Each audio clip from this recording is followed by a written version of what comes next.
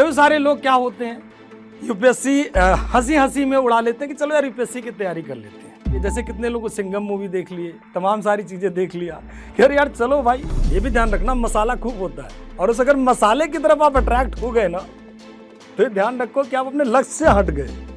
आपको यूपीएससी के स्टूडेंट हो, मसाले के स्टूडेंट नहीं हो। को सिक्योरिटी देता हूं कि ये गोल्डन 5 पॉइंट ऐसे हैं कि अगर आपने कर लिया इसे तो आप मान के चलो कि आप हर हाल में सेलेक्ट हो ही हो।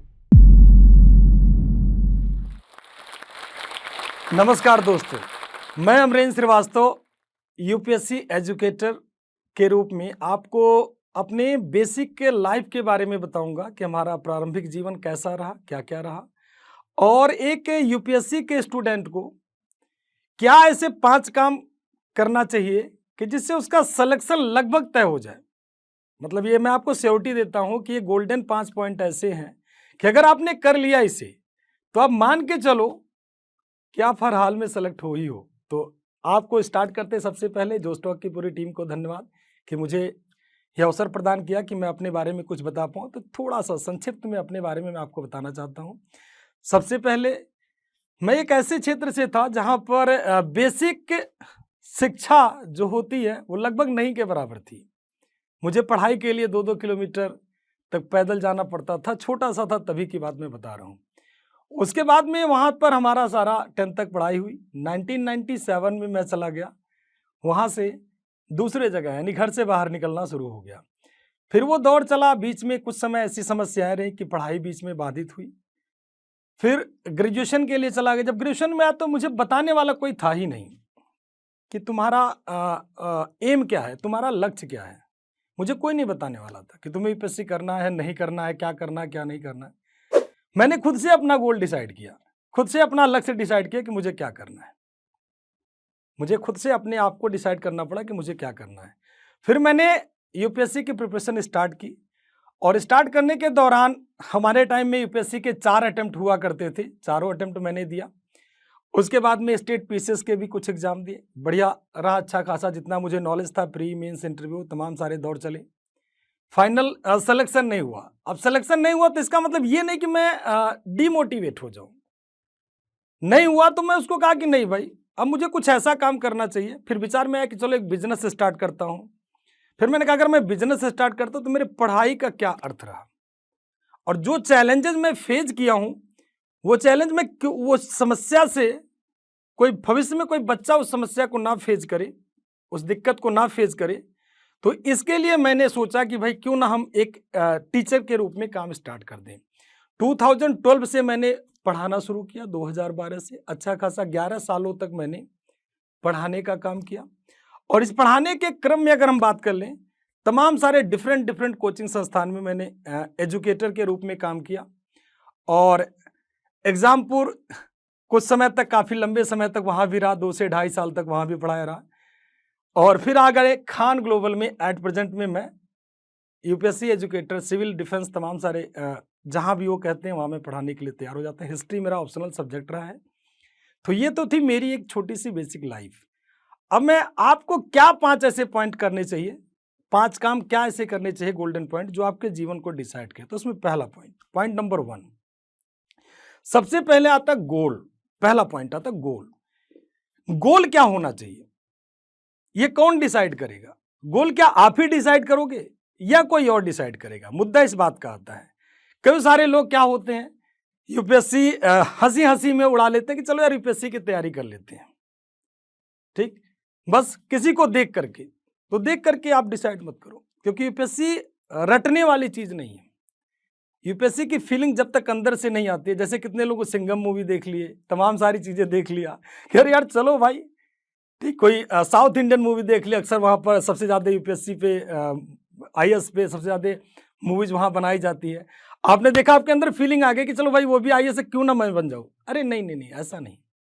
सबसे पहले गोल डिसाइड करते 3-4 फैक्टर पे ध्यान रखना है कि आप उससे लायक हो या नहीं हो, आपके अंदर वो क्षमता है कि नहीं, आपके अंदर वो कैपेबिलिटी है कि नहीं है। अगर वो कैपेबिलिटी आपके अंदर है तभी डिसाइड करो। दूसरा, आपके अंदर पैसे के लिए आईएएस मत बनो कभी भी।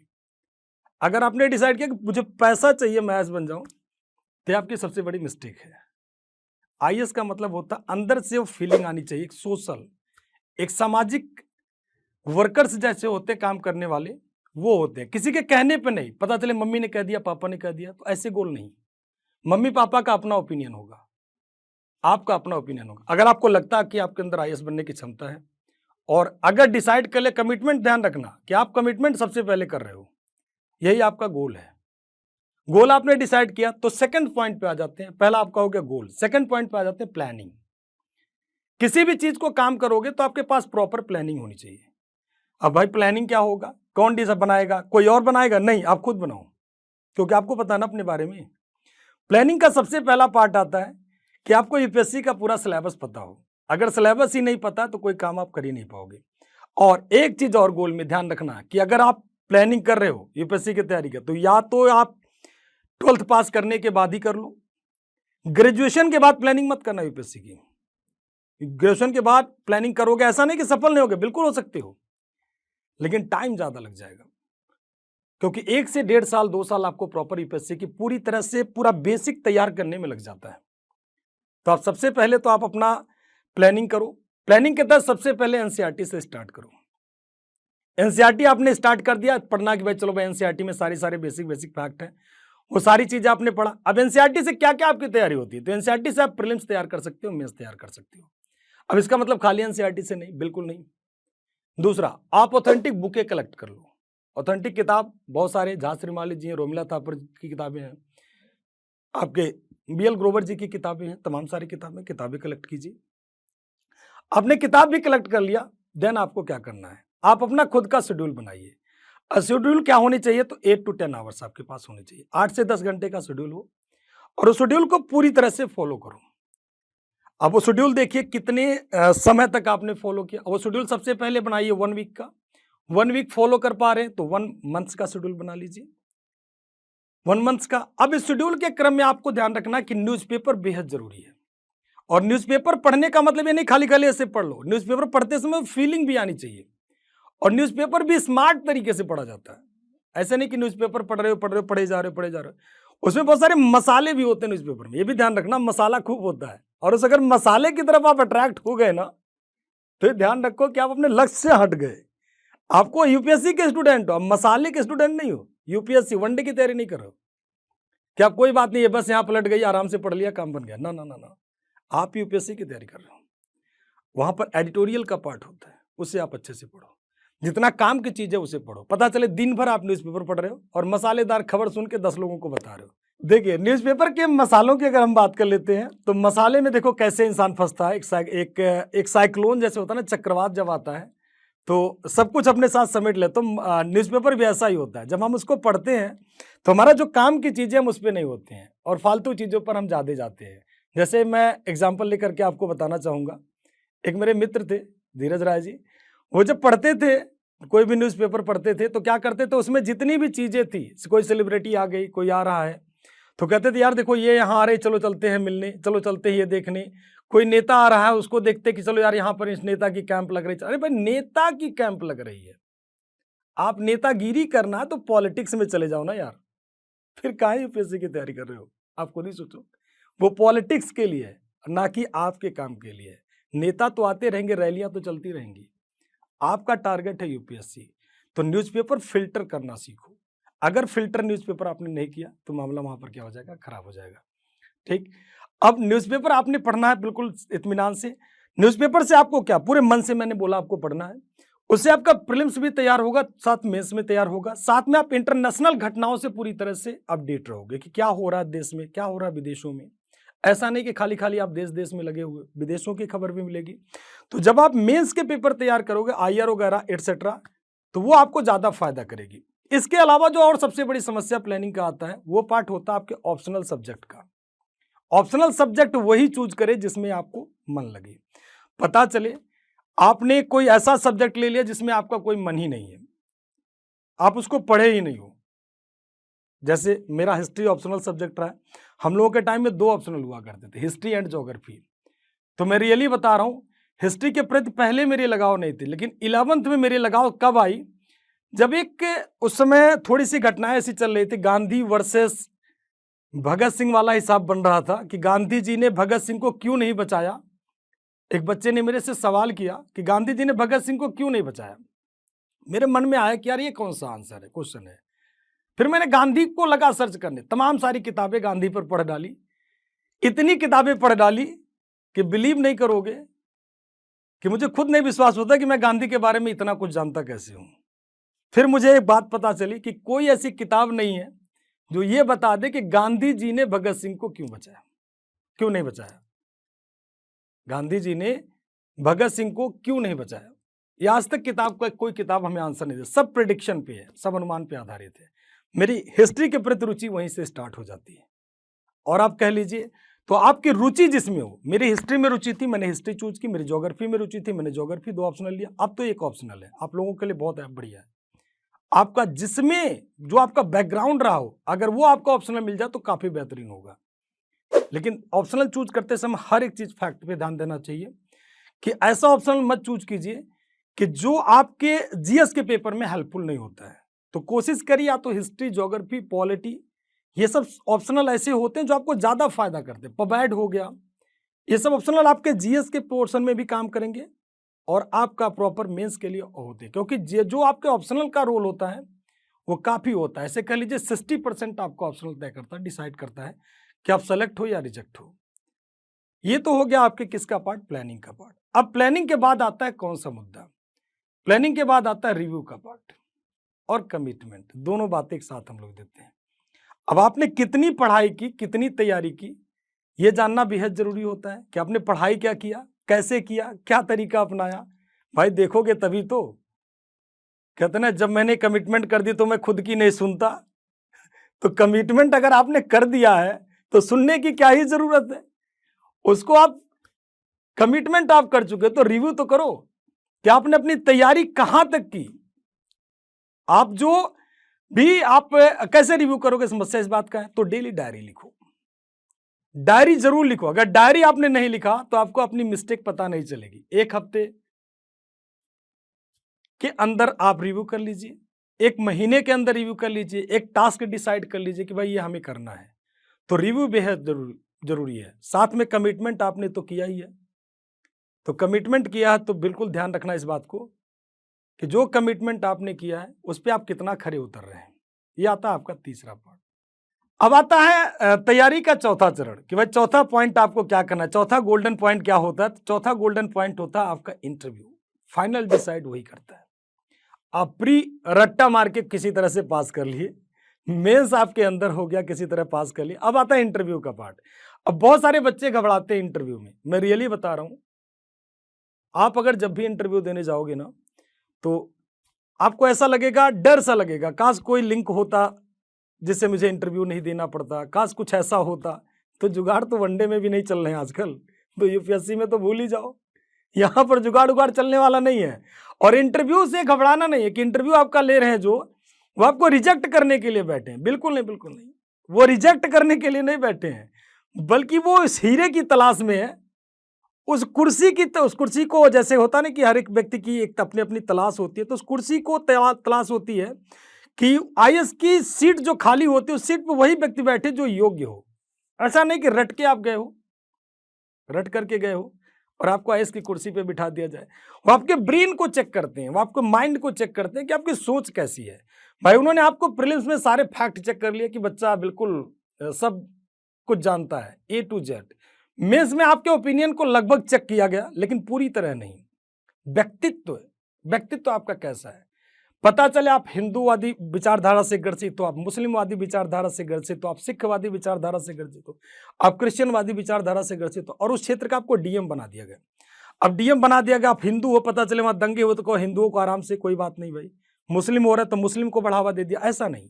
एक डीएम कैसा होना चाहिए, एक सेकुलर होना चाहिए, एक पंथ निरपेक्ष जिला अधिकारी होना चाहिए। क्योंकि आप ऐसे पोस्ट पे जा रहे हो कि आपका कोई धर्म नहीं है, आपका कोई रिलीजन नहीं है। आप जब भी कोई काम करोगे पंथ निरपेक्ष की तरह काम करोगे। वो आपको देखते हैं कि आपका समाज के प्रति क्या ओपिनियन है, किसी एक रिलीजन को लेकर के, किसी एक व्यक्ति को लेकर के, किसी एक जाति के धर्म समुदाय को लेकर के आप ग्रसित तो नहीं। आप ऐसा तो नहीं कि जातिवादी मानसिकता से प्रभावित है। वो फिर से बता रहा हूं, इंटरव्यू के दौरान आपको बस यही चेक किया जाता है कि आप क्या बनावटी तो नहीं है। बनावटी क्या, और कब से इंटरव्यू की तैयारी करना चाहिए तो जब से आप प्रिपरेशन कर रहे हैं तभी से इंटरव्यू आपकी शुरू हो जाती है। वो कैसे करो आप इंटरव्यू की तैयारी, क्या करो, तो आप डेली बोलना सीखिए। अगर आप बोलेंगे नहीं तो मामला हो जाएगा खराब। बोलना, डेली बोलना सीखिए, और जितना बोलेंगे उतना आपको बेहतरीन होगा। बोलते चलिए। बोलने का मतलब ये नहीं कि इतना मत बोल दीजिए कि दूसरे की भावना को ठेस पहुंच जाए। शब्दों का चयन हमेशा शुरू से कीजिए। जैसे आप तैयारी स्टार्ट कर दिए तभी से शब्दों का चयन, तेरे को, मेरे को, इस तरह के लैंग्वेज से बचिए। अगर तेरे को मेरे को करेंगे इंटरव्यू में तो आप खुद ही आइडिया लगा लीजिए। अगर आपसे कोई बात कर रहा है तो मुझे बताएगा क्या करना है, इस तरह के लैंग्वेज अगर आप इंटरव्यू में यूज करोगे तो कैसे इंटरव्यू पैनल आपको सेलेक्ट कर ले। यानी आपके पास बोलने का तमीज नहीं है, लहजा नहीं है, तरीका नहीं है। आप ये सोच लीजिए कि तमीज बेहद जरूरी है, अंदाज आपका बढ़िया होना चाहिए। इंटरव्यू के दौरान कपड़े वगैरह क्या पहन के जाओ, सिंपल पहन के जाओ। ऐसा नहीं कि बहुत तड़क भड़क तेरे नाम की तरह पहुंच गए। अरे वो इंटरव्यू पैनल है, वो आपका शूटिंग नहीं चल रहा फिल्म की कि आराम से कैसे भी पहुंच जाओ। एक बढ़िया सा पहुंचो ढंग से। गर्ल्स के लिए प्रॉपर ड्रेस होता है कि भाई वो क्या पहन के जाएं, कैसे पहन के जाएं।